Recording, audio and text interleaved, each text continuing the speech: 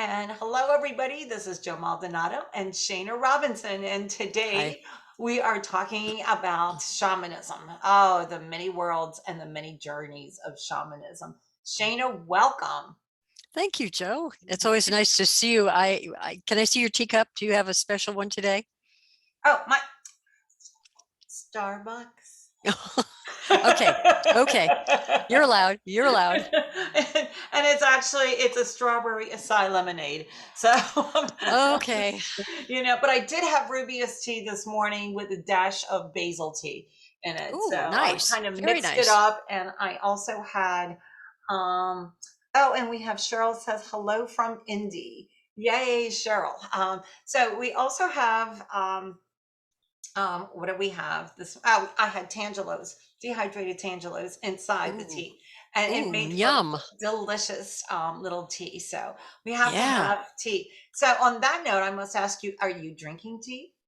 No, I have a cup of hot water. I'm Ah! very boring today. Very boring today.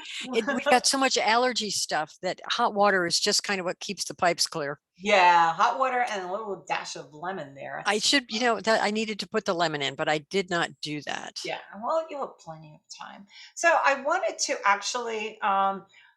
to share my screen with you all because I know this is actually the photo that went out, to promote this particular. Hello, where are you? Coffee and tea, and this is my version of a journey somewhere. Okay, so it's just there's many ways of getting to your destination. This was just my way of getting there. So on that note, I'd like to cover two things, Shana. Number one, um, what what is shamanism? That's a general question, but Okay. okay, in five Here words we or go. less. In five words or less. Yeah, right. But also not just shamanism. I There are so many different types of shamanism, and I think for the folks that are on and that are listening, I'd like to also kind of discuss the differences because we as a school have offered indigenous shamanism, we've offered Celtic shamanism. There's so many different types of shamanism. So um, we specifically, you are teaching core shamanism. So Right. what is shamanism, and how is what you're teaching different from the other types of shamanism? Okay. Big inhale here. Ah. Okay. Starbucks. So, on that note, shamanism is basically a collection of practices that are used in the strictest sense to help people. The word shaman comes from Siberia, and it is translated in a couple of different ways. He or she who knows, or sometimes he who is shaking. The idea is that knowledge comes from the world of spirit. And so the shaman is the person who accesses the world of spirit through various techniques. So shamanism is a body of techniques.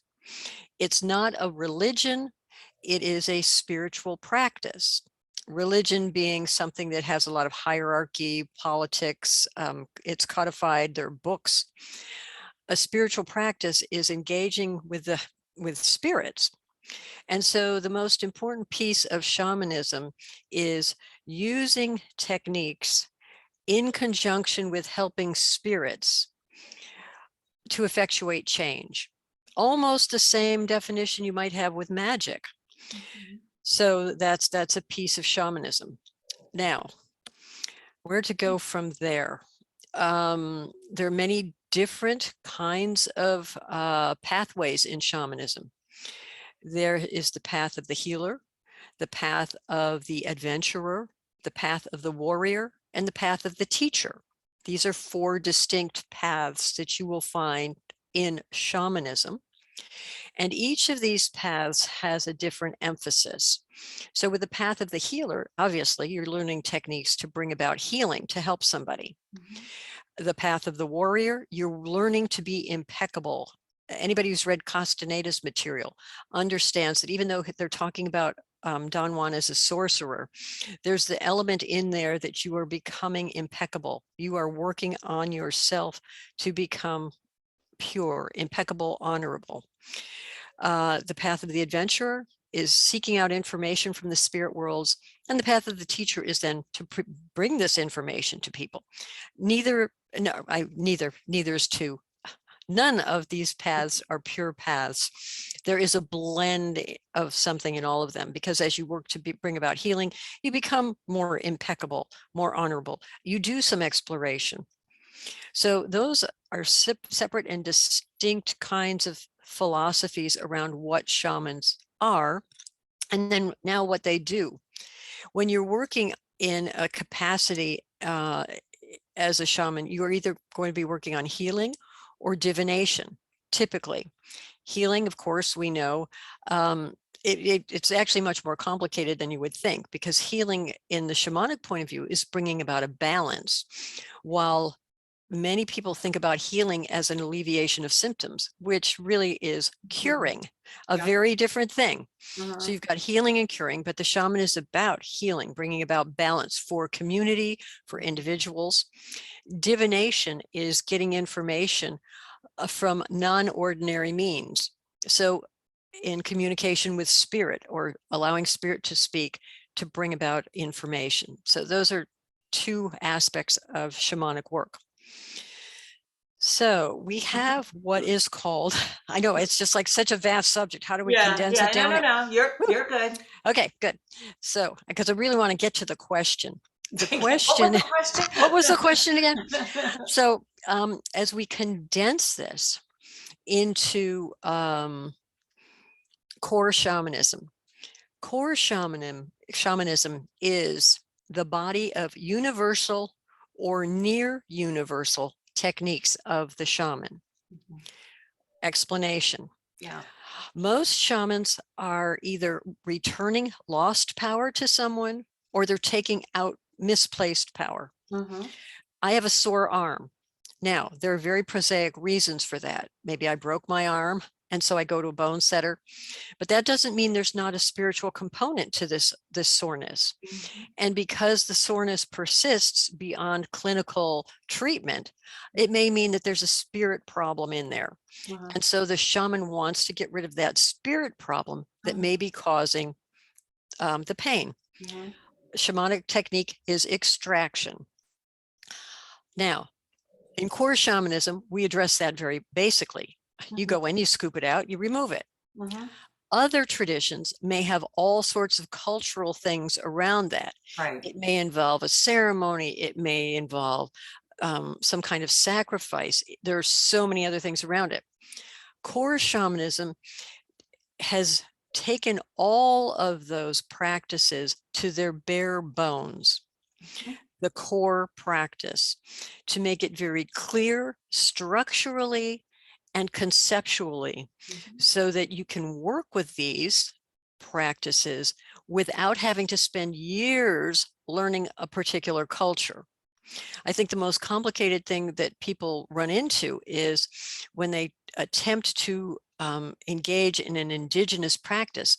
There are years of catch up, learning a language, learning a cosmology, because, you know, if you're going to be working with the deities of the Inca to do something, you have to know who those deities are. You have to begin forming relationships with them. You have to learn the language and those particular traditions. With core shamanism, you're considered whole already.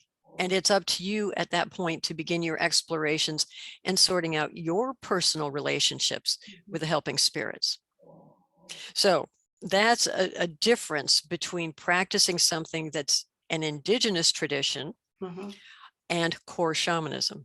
You're working within your own system, and you're encouraged to do your own explorations and find your own answers.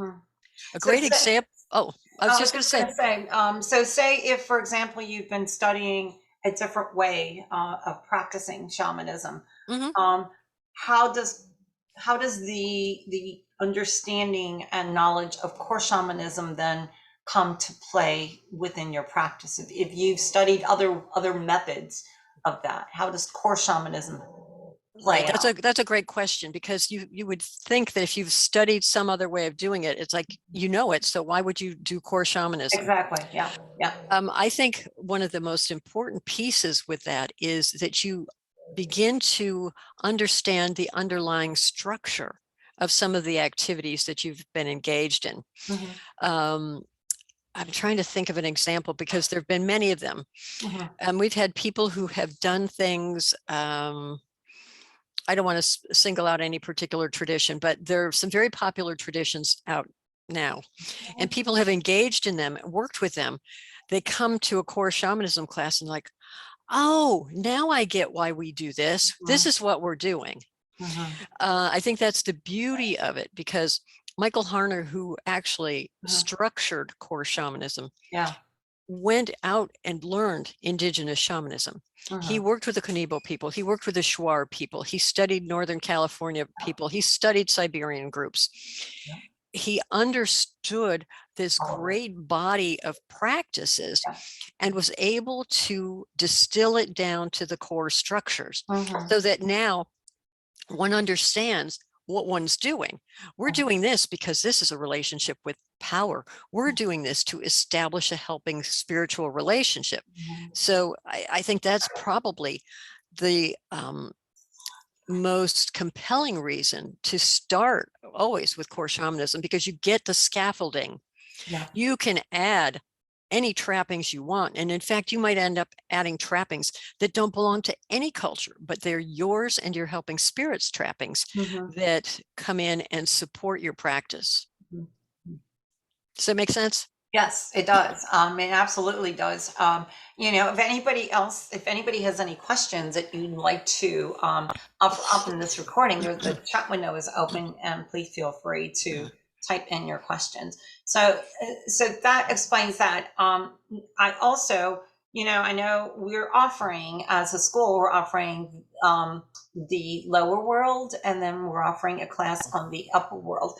Can you explain where the middle world is, and why Sure. you have opted to not to teach that now but at a later point? Can you explain that, please? Sure. Yeah. The cosmology that we work with, and everybody has a little different cosmology. And I Mhm. think that's why we're looking at this like the points on a compass. Yeah. Find your compass in these places. Yeah. Yeah. Yeah. Okay, so learning about where these places are, um, in a place that's timeless and spaceless, it kind of Yes. blows your mind anyway. It's like, what do you mean where they are?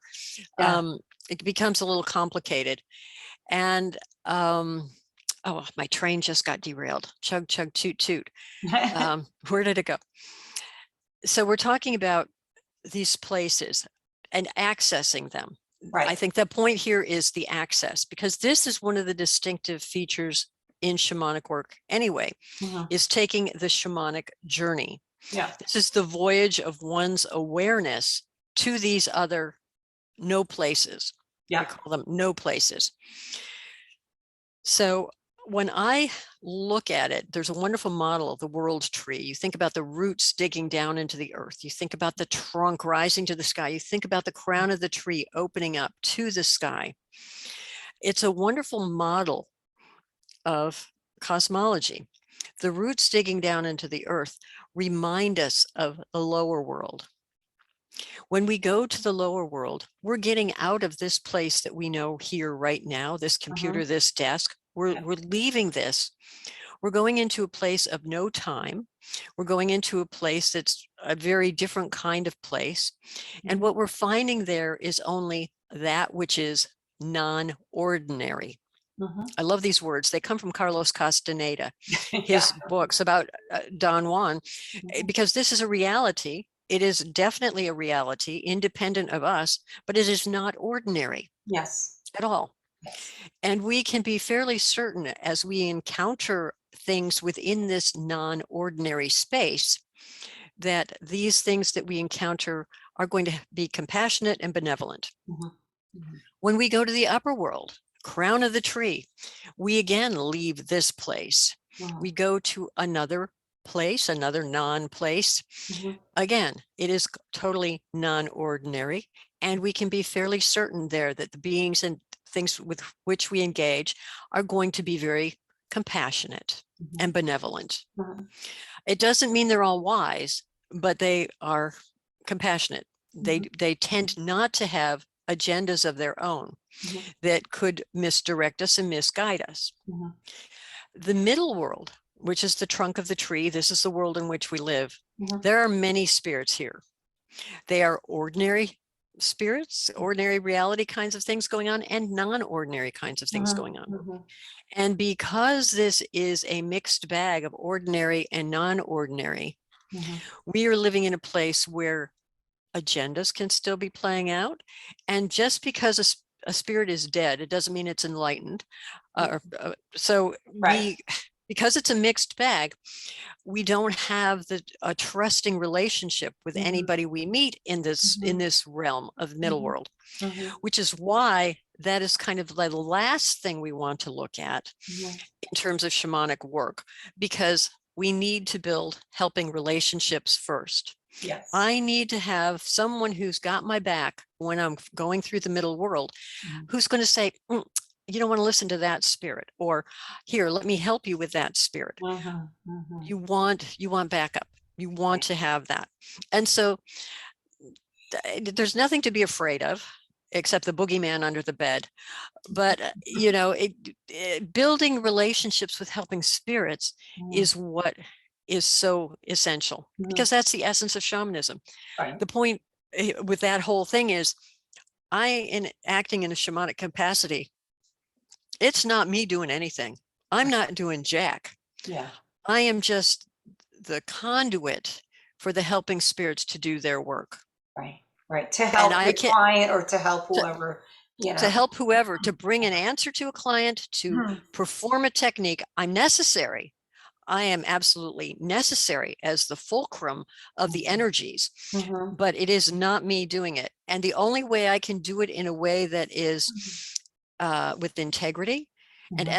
ethically Mhm. is by having helping spirit relationships. And so, Uh, go I ahead.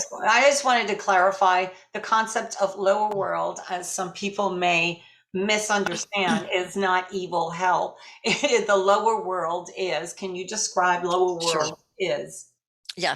I think when we talk about lower and upper world, we my whole model, the world tree, you go up, you go down, whatever. Mhm. Um, the whole point is it's more directional. Mhm. We use that because here we are in a spatial world Mhm. of ordinary reality, and all we know is up and down.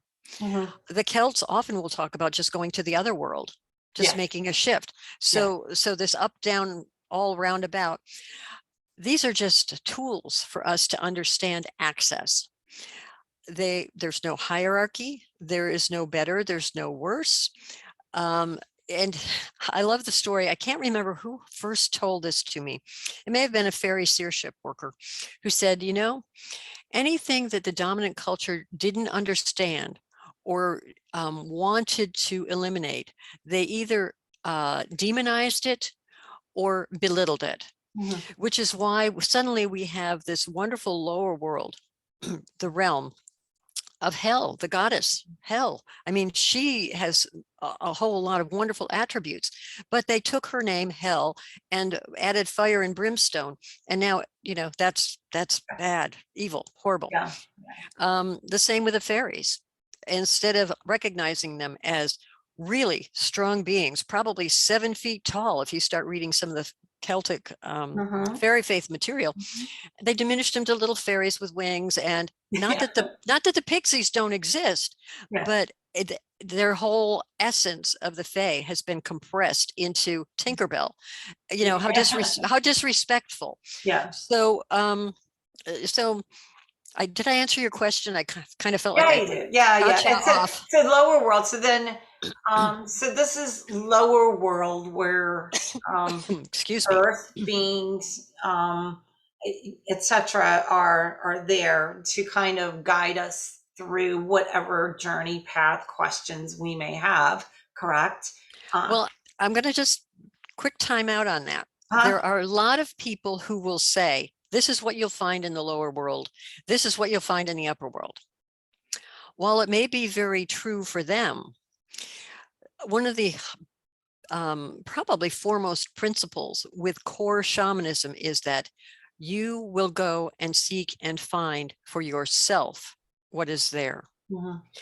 To structure it so rigidly really limits people's possibility. Yeah. And this is where I think it's important to make some distinctions, because there are times when people have guided imagery and they think that, okay, they've been talked and they've had a journey because it's been very guided. Mhm. Okay, go here, now go down here, now open Mhm. your eyes and you will see this and Yep. you will see that and you will Yeah. see this. That's not core shamanism. Um, it's not path working either. There's path working where you take a particular path and you're going to see, if you're going from like Nexach to Tiferet, you're going to see the Phoenix, you'll see this and you'll see that. Mhm. These are not path working. They're not guided images. You are simply given a technique to go from A to B, a Mhm. very specific technique that's universal. Yes. You go down a tunnel, you go up through a membrane, Mhm. but that's it. Once you've done that piece of work, and certainly we'll in the class we'll talk about that a little more clearly, you then will experience things spontaneously that are geared just for you and Mhm. for the questions you have taken and for the intentions that you hold. Mhm. Mhm. I'm not there to say, oh yes, that's right that you saw that, or oh no, that's wrong that you Right. saw that. Right. Right. My only presence is about your technique, and to make certain, because the whole point is you want to make sure that you Mhm. really have Mhm. slipped out of the awareness level of Mhm. ordinary middle world reality Mhm. into the other worlds. Yeah, yeah. I must add that I am so glad that my first exposure to shamanism was actually through classes that I've taken with you and Dana with the foundation, Mhm. because they were my foundation. They were my Right, basis. sure. And then, of course, I went on and, it was Celtic shamanism, indigenous, Peruvian shamanism. I mean, I went on, and just explored different venues. And I think knowing and understanding what the basics is for me was very crucial to the methodology that I came up with, Hmm. in doing a journey. It made it that much more impactful, that much more intense, but it also made it that much easier to understand as I was Hmm. on the quest of helping a client or solving some issue or questions that I had. So I'm very grateful that I had that as the beginning, and then ventured off and studied other ways, because I think we all need to form our own toolbox. Oh, And absolutely. how to do Absolutely. that. So I think this is really absolutely fantastic that we have this opportunity to have you teach this way for those that are interested in shamanism. And shamanism is magic. I mean, when you talk about the concept of magic, it's so vast, this big umbrella. But what is magic? Magic is healing. It's coming up with formulas. It's coming up with routines, with your own structures, with your own ways to weave things around. And what better way to enhance your magic than to understand what the elders have been doing all along through shamanism? That it's and I'd love to be able to have a history of class at some point, the history of shamanism, Siberian shamans, all like, let's go back and back. Not everything revolves around Native Americans. Oh gosh. It's Oh, it's it's this melting pot. It's a cauldron, you know. well, I think it's so interesting because I think one of the biggest problems people have who practice shamanism is that there are many people who judge it thinking, oh my God, you're taking stuff from the Native Americans. Yeah. Well, if I were to tell you that many Native American groups were not shamanic at all, They had Yes. nothing to do with shamanism. Yes. They were animists, yes, but they were not shamans. Right. Then you might go, really? And Hmm. in fact, our own Western culture, if Hmm. you begin to look back through Greece and Sumeria, in fact, that's a piece I was going to bring to the class, is that we have our own stories of journeys to the lower world. We Hmm. don't have to look to Siberia. We don't have to look to Native Americans. We don't have to look anywhere but some of our own culture. Yes. We have it in the classics, and it's often forgotten, and people get so bent out of shape about cultural prospecting, or they Yeah. don't Yeah. feel that something is valid because it's not Native Yeah. American, Yeah. which is so like totally like sorry. There's so much that we can learn. Yeah. Yeah, I mean, we'll talk about that history of, because I think Yeah. I have a lot of outlines and things about that, just because it's fascinating Yeah. where things came from and what's woven in. And as you look, in fact, if you get into high magic, and some of the grimoires, what you're seeing with the grimoires, the Lesser Key of Solomon, the Amberlin and Bramelin, I can never say his name correctly, work, is this building of relationship, which is shamanism. I mean, Yes. at its very root, you're pulling that Yes. in. Yeah. And then Yes. the understanding of correspondences, the understanding of relationship with the whole world. I mean, the Mhm. whole world is alive. You read Agrippa, his world is teeming with life, Yeah. and it's acting on you all the time. So Mhm. Mhm. it's fascinating how there's this progression, and um, our own Western roots can Mhm. be really Yeah. informative Yeah. if we embrace them. Yeah, I know originally when I first started studying with you and Dana, that my journeys were so intense and so clear. I was just baffled that you go in with a simple question and then you come out with all this information if you do it the right way. Well, right. Well, and the point is, though, there, some people find that the journey, it can be very difficult, because Yeah, yeah, as with everything that we do, every time we approach magic, yeah. if we have expectations, Hmm. we can be very disappointed, because the Yeah, picture of what we get may yeah, not match what we thought we were supposed to get. And yeah, so we yeah. tend to discount it. Yes. So the idea of, leaving all the rubbish in your head, that monkey mind, Yeah, way over there on the right side of the room in a little corner, banish, shut up, yeah, stay there, don't bother me. yeah.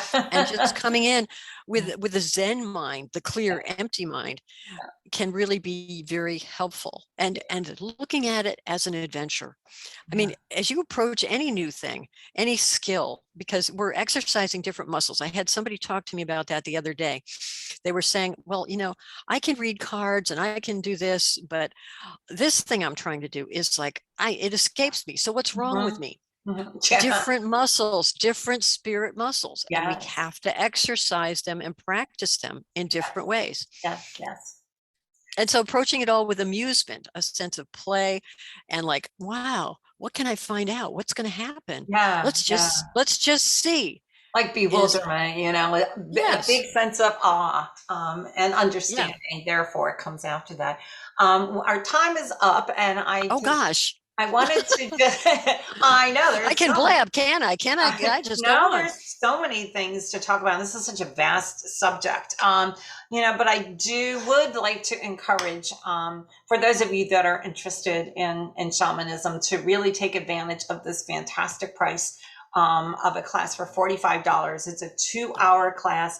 Knowing Shana is going to go over, that's okay, no Maybe problem. a little bit. I'll try Maybe a not little to. bit, but it's a very thorough class of core shamanism, and I just strongly suggest that you kind of take a peek into this, even if you've taken other forms of shamanism. Because I think the way that I've experienced Dana and how she teaches is quite remarkable, and it's quite different. So you will most certainly walk away with a lot of information, and it'll help to expand your toolbox. So her live class is, I believe, next Saturday. Is it something like that? The sixth, is it the 16th? No, no. It is June. Oh no, well that's the other one. I'm looking at Sorry. April. That's why the date's wrong. Yeah. Here we go. I know. I should have all this information like right in front of me. The Um, 21st? yes, the 21st of 21st, May. yeah. Yep, and that is 10 a.m. to noon. So, and it's $45. It has been reduced for us, for students of Griffin's Claw. So I truly appreciate that factor also. So on that note, I'm going to turn off the live video, and then everybody that's on the call, we can go ahead and continue talking with Shana. So Shana, from my heart, thank you Mm, so much for this thank you. wonderful coffee and tea. Thanks.